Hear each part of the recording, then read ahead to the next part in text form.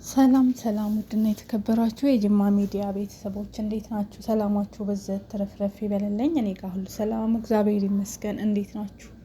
በጣም ያሳዝናል። እንግዲህ እንዳያችሁት ማለት ነው አዳዲስ ነገሮች መጥተዋል። እቺ እህታችን ከዚህ በፊት መጀመሪያ እንደሞተች ምንድነው የተባለ በወንድ ምክንያት ነው። ባጃጅ ገዝታለት መሬት ምናምን ገዝታለት። ልጅቷ የት ናት የምትሉ በየኮሜንት ላይ ያላችሁ የሸዋሮቢት ልጅ ናት። የሸዋ ልጅ ናት። ሸዋሮቢት ናት።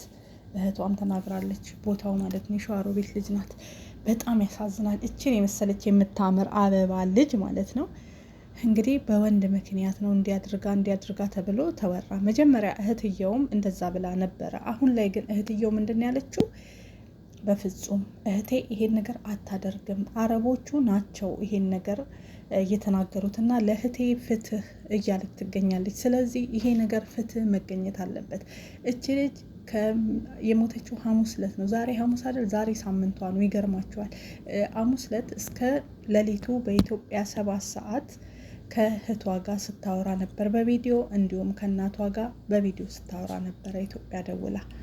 ከዛ በኋላ እነሱ ደግሞ ህይወቷን እንዲያለፈ ያሉት ስንት ሰዓት ነው? ከምሽቱ በኢትዮጵያ 8 ሰዓት 7 ሰዓት ስልክ አውልታ ከ1 ሰዓት በኋላ ምን ተከሰተ? ምን አዲስ ነገር መጥቶ ይሄን ነገር አደረገች? እንግዲህ መሲጋ እንደተናገረችው እህቴ በፍጹም ይሄን ነገር አታደርግም፣ አረቦቹ መያዝና መጠርጠር አለባቸው።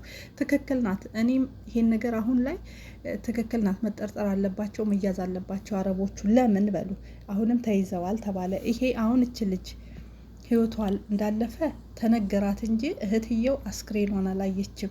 አስክሬኗን ፖሊስ ወስዷል ነው የተባለችው። እች ልጅ በህይወት ታግታስ ብትኖር እውነት ሞታ ነው ወይ? ስልኳንም ልብሷንም ሁሉ ነገሯን ለፖሊስ ሰጥተናል፣ ምንም ነገር የለም የተባለ። ባልና ሚስቶች ታስረዋሉ ተብሏል። ይሄንንም የሰማችው መረጃ ከማን ነው? እህትየው ከጓደኛ ማቾች ቤት ዘመድ ቤት ነው የሚሰሩትና አሰሪዋ ናት። እነሱ ተይዘዋል፣ 100 ሺህ ብር ተቀጥተዋል፣ 6 ወር እስራት ተፈርዶባቸዋል ብላ ነገረቻት እንጂ ይሄ ነገር ምን አክል እውነት ነው? ስለዚህ እባካችሁ ሼር እያደረጋችሁ ኤምባሲዎች ለዚች ልጅ መብቴ እንዲያመጣላት የዚች ልጅ ሀቅ እንዲገኝ እውነት ከሆነ የምርመራ እህትም እያለች ነው የምርመራ ውጤት ይውጣ።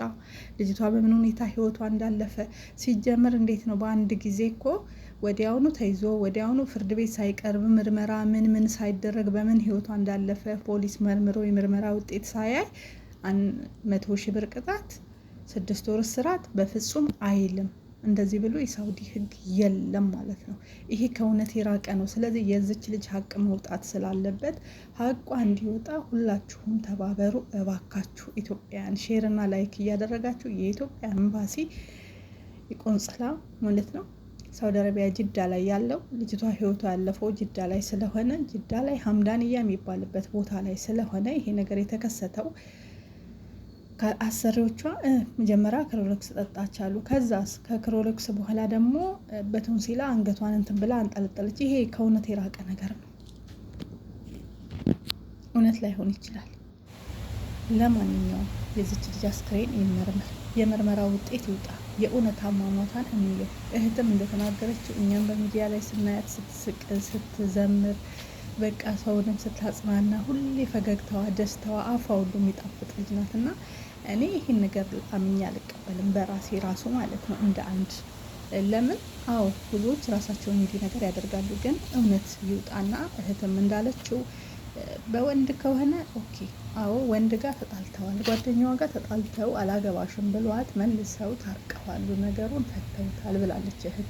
እነሱም ደግሞ ቃል የሰጡት መዳሟ ራሱ ምንድን ያለችው ሰሞኑን ከባሏ ጋር ተጣልታ ከፍቅረኛዋ ጋር ስታለቅስ ነበረ። አላገባሽም አለኝ ብላ እያለቀሰች ነበረ። ስለዚህ ከሱ ጋር ተጣልታ በዛ ምክንያት ነው ያለችው መዳም ራሱ። ይህን ነው እንግዲህ የተናገረችው ማለት ነው። ደውለው ጠይቀዋት ሪከርድ አድርገዋታል።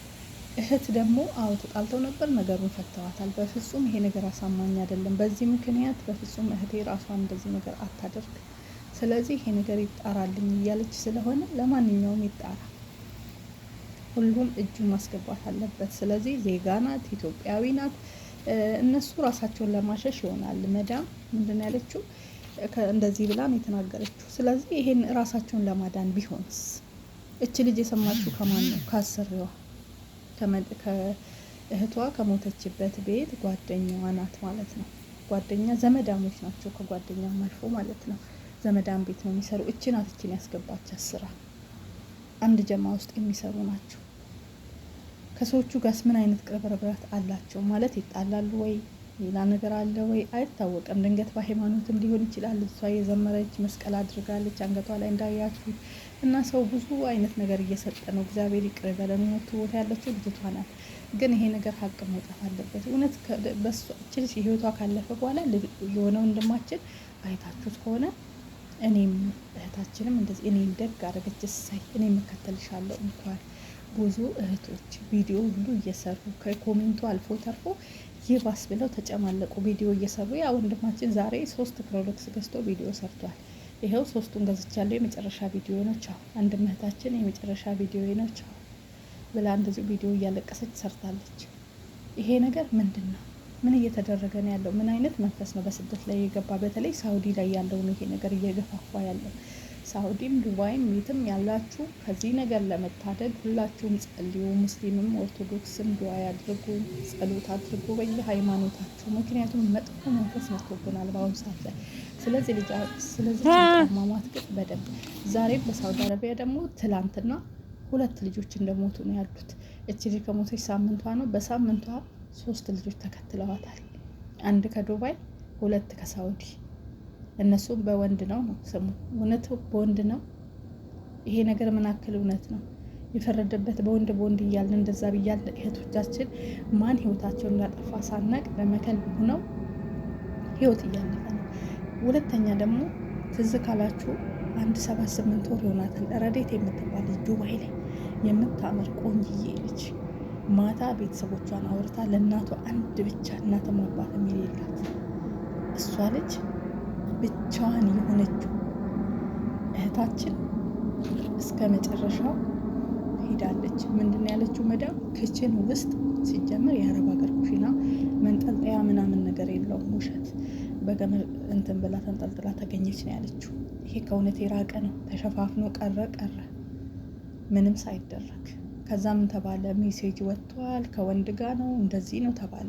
በቀደም ዱባይ ላይ ከዛ ልጅ ጋር እንደዚህ ዱባይ እንትን ሀገር ወስደው ኩላሊቷ ምንዋን ያወጡባት ልጅ ቱርክ ወስደው ህይወቷ ያለፈው ልጅ የእሷም እንደዚህ ለሳምንት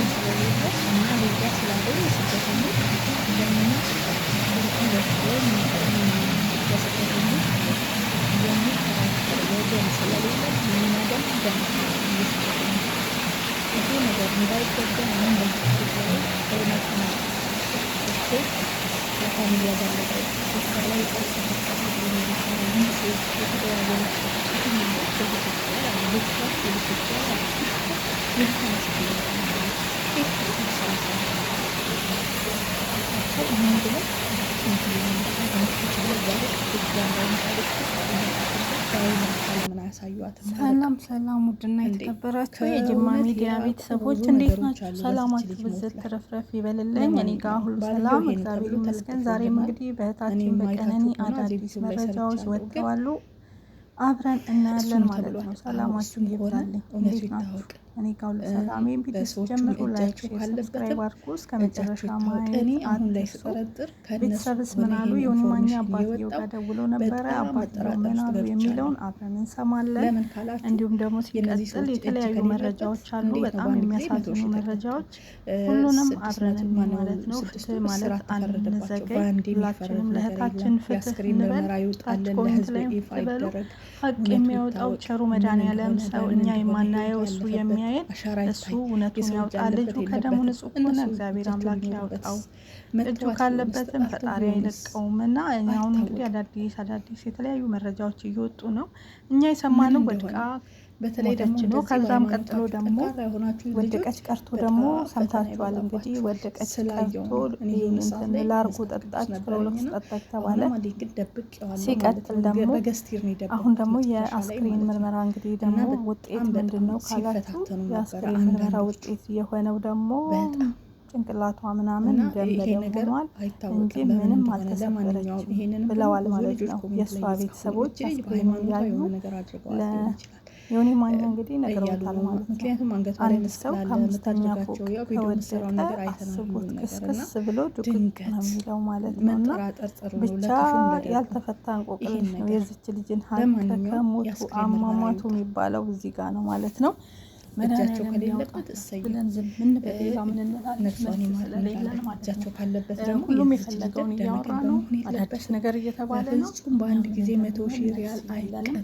ያገኘነው ጊዜ አይደለም። ፖሊስ የመቅጣት ኃይል የለውም። ይወስዳል፣ ያስራል፣ ይመረምራል። ከዛ በኋላ ፍርድ ቤት ይቀርባሉ። ከዛ በኋላ ነው ቅጣት ተጎትቶ ምናምን ነው ፍርድ የሚሰጠው። በአንዴ ተፈረደ፣ በአንዴ ተቆረጠ። የተለያዩ 3 ቀን ስለሆነ የሚወጡት የለም። መዋሸትም አንፈልግም፣ ስለዚህ መፍረድም አንፈልግም። ለዚች ልጅ ድምጽ ነው ሁላችንም ላይ ፈጣሪ ነው ሲጀመር እኛ ፈራጅም አይደለንም። ይሁን እንጂ ደግሞ ደም ከልብ እንዳይሆን ያሳዝናል በጣም። በፍጹም እየተደረገ እውነቱን ሰዎቹ መረጃ ያሉ መረጃዎች መረጃ ለማጥፋት ይሁን ምን ይሁን ምን ኬዙ ባይገባንም የተለያየ ነገር ነው ይወጣል። እውነቱ የት ጋር ነው የቱ ነው ምን ይሄ ነው ብለን የምንለው ነገር ምርመራ ይውጣ እና የእሷን እንቆቅልሽ ፈጣሪ ይፍታላት። የዚች ልጅ እውነቱና ሀቅ ያምጣላት ብለን የምንለው ሌላ ምንም የምንለው ነገር ነው።